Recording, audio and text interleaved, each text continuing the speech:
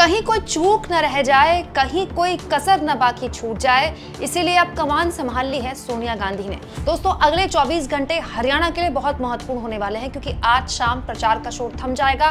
कल का दिन हरियाणा के लोगों को अपना मन बनाने के लिए मिलेगा और परसों हरियाणा में वोटिंग होनी है।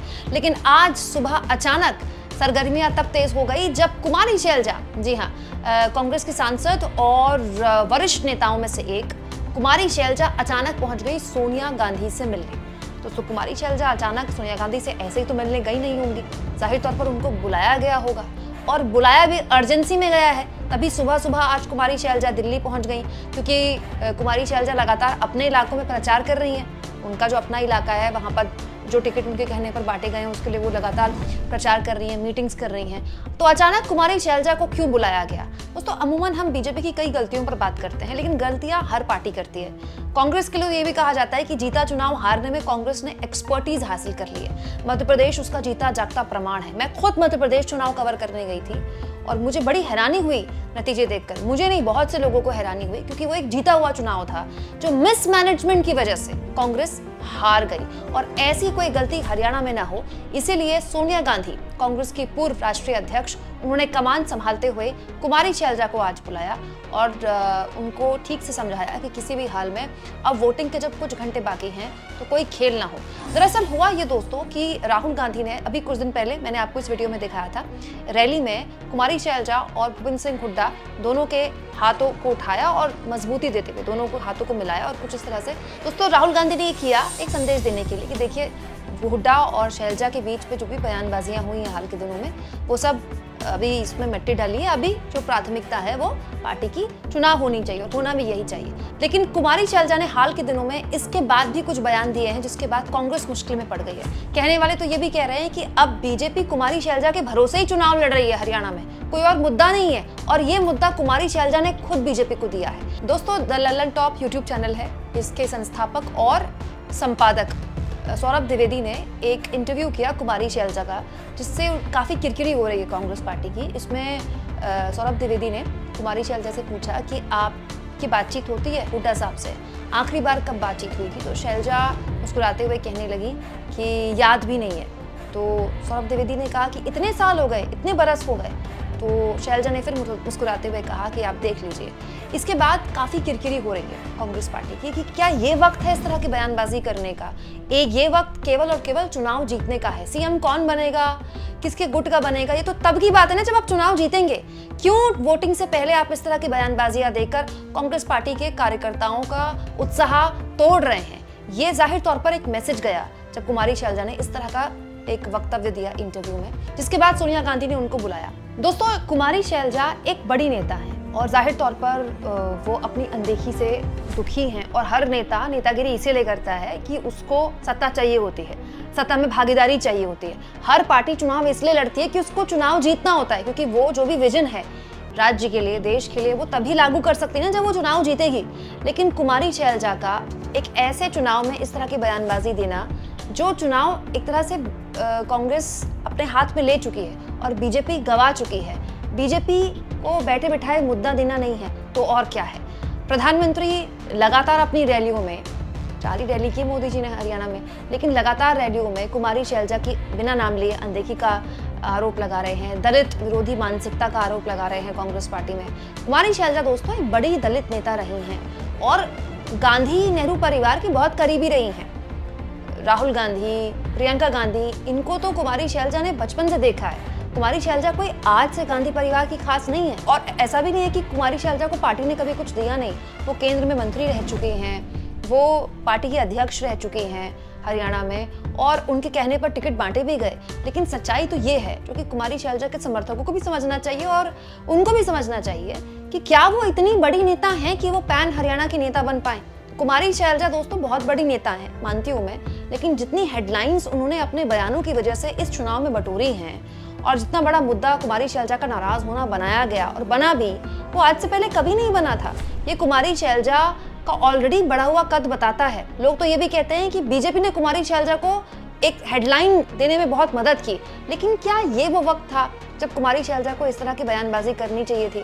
दोस्तों, भूपेंद्र सिंह हुड्डा से भी इस तरह के सवाल पूछे गए थे, तो उन्होंने इस तरह के सवालों में शैलजा को अपनी बहन बता दिया, उनके खिलाफ एक टिप्पणी हुई थी, उस पर उन्होंने कह दिया कि ऐसा कोई कांग्रेसी हो ही नहीं सकता जो इस तरह की टिप्पणी कर रहा है और हम तो उसको कांग्रेसी ही नहीं मानते हैं, हमारी बहन है कुमारी शैलजा।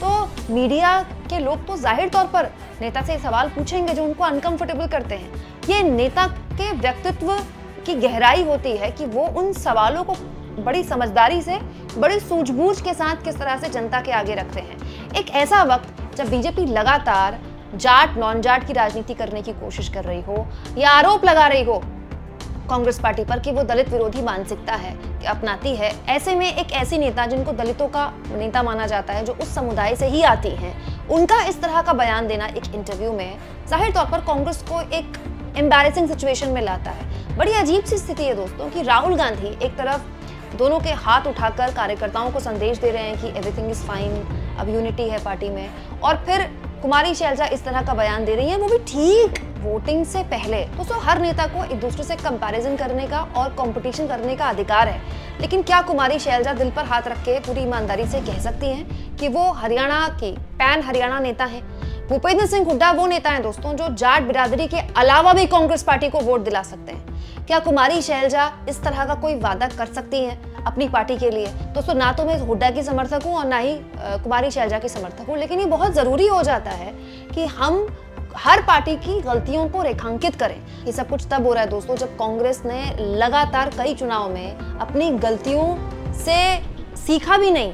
पंजाब में भी कांग्रेस ने कुछ ऐसी ही गलतियां की, उसके बाद दोस्तों मध्य प्रदेश में कांग्रेस ने ऐसी ही गलतियां की, बड़े नेताओं ने इस तरह की बयानबाजियां दी जिसका काफी नुकसान उसको हुआ, और उसके बाद भी बड़े नेता चुनाव से पहले एक ऐसे चुनाव में इस तरह की बयानबाजी कर रहे हैं जहां बीजेपी के पास मुद्दा ही यही है। तो बड़ा सवाल ये दोस्तों कि कुमारी शैलजा को बुलाकर सोनिया गांधी ने आज क्या कहा होगा, क्योंकि ये आखिरी दौर है और अब जब प्रचार का शोर थम जाएगा, रैलियां वगैरह की नहीं जा सकती, लेकिन मीटिंग्स करते हैं, समाज के बीच अपने लोगों को पहुंचाने की जोर आजमाइश करते हैं, रैलियां नहीं हो सकती, रोड शो नहीं हो सकते, लेकिन मीटिंग्स तो लगातार होती रहती हैं। तो कुमारी शैलजा के ऊपर भी दबाव है दोस्तों। एक ऐसा चुनाव जो आप बीजेपी के खिलाफ लड़ रहे हैं, एक ऐसी पार्टी जिसके पास संसाधनों की कोई कमी नहीं है, जिसको मीडिया का पूरा सपोर्ट है, जिसके पास ताकत की कोई कमी नहीं है, जिसके पास सत्ता है, आप उस पार्टी के खिलाफ लड़ रहे हैं और उसके बाद भी आप ठीक चुनाव से पहले ऐसी गलतियां कर रहे हैं, और उसके बाद उसका सफर किसे करना पड़ेगा? पार्टी को ही करना पड़ेगा। मैं तो हैरान हूं दोस्तों कि ये जो बड़े बड़े नेता हैं, इतने दशकों से राजनीति कर रहे हैं, वो ये बेसिक सी बात नहीं समझ पाते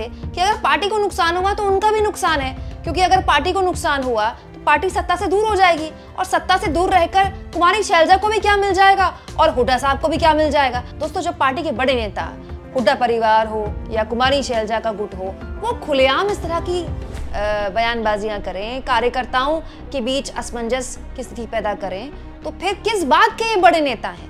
इतने दशक इन्होंने राजनीति में बिताकर सीखा क्या? ये तो अपने आप में वही बात हो गई ना कि आज आपकी पार्टी सत्ता में आने के करीब हैं, तो आप सत्ता में आए पार्टी, उससे पहले ही आपने अपनी शर्तें रख दी, आपने अपनी कंडीशंस रख दी। दोस्तों दूध का जला छाछ भी फूक फूक कर पीता है, लेकिन कांग्रेस पार्टी के बड़े नेता शायद अब तक इस बात को समझे नहीं। वो अब तक इस बात को समझे नहीं कि वो किस पार्टी से लड़ रहे हैं। हाँ दोस्तों, लेकिन इस बार ये अलग हुआ कि अपने अपने स्तर पर बड़े नेताओं ने हस्तक्षेप किया। वक्त रहते मल्लिकार्जुन खड़गे ने कुमारी शैलजा से पहले मुलाकात की थी, दिल्ली में आकर उनसे मीटिंग की। फिर उसके बाद राहुल गांधी हरियाणा में उतरे, उन्होंने अपने कार्यक्रम शुरू किए, यात्रा शुरू की। फिर सोनिया गांधी को भी समझ में आया कि नुकसान हो रहा है, तो सोनिया गांधी ने तुरंत कुमारी शैलजा को दिल्ली बुलाया और उसके बाद उनसे मीटिंग की। क्या लगता है आपको दोस्तों, ये जो आखिरी 24 घंटे या फिर कह लें आखिरी 2 रातें हैं, आज की रात और कल की रात, उसके बाद वोटिंग होनी है, उससे पहले क्या ये जो आपसी गुटबाजी है उसमें कुछ लगाम लगा पाएगी कांग्रेस और इससे होने वाले नुकसान की भरपाई कर पाएगी क्या? कमेंट बॉक्स में ज़रूर लिखें, और जितना हो सके दोस्तों चैनल को शेयर करें, सब्सक्राइब करें, और थैंक्स फॉर ज्वाइन। ये 2 ऑप्शन हैं जिसके जरिए आर्थिक तौर पर भी आप चैनल के हाथ मजबूत कर सकते हैं।